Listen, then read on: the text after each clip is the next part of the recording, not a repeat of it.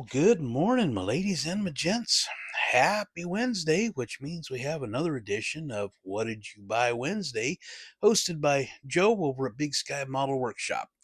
Uh, First of all, Joe, don't worry about making comments, doing all of that. I saw your video yesterday, and man, take your time, do what you need to. Glad you got Mrs.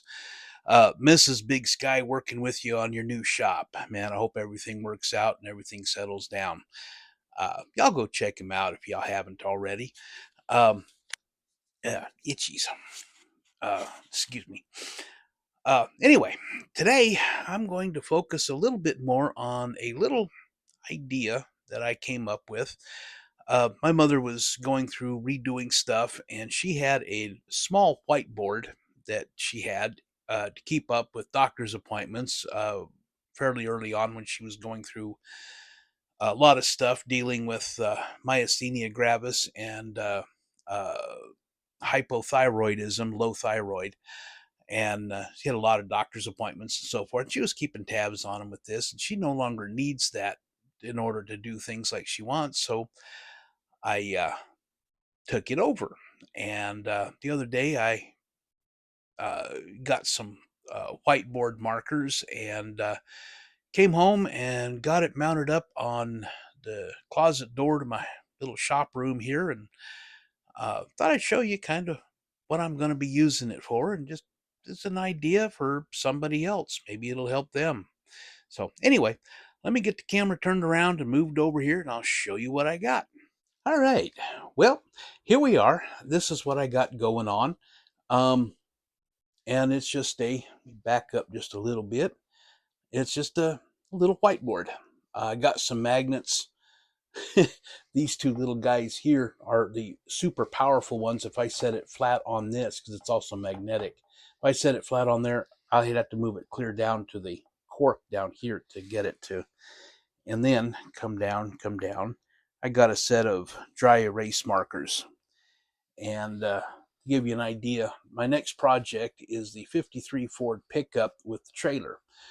And I found online some colors that I liked, and I got it noted here what I'm planning on doing just to kind of get an idea.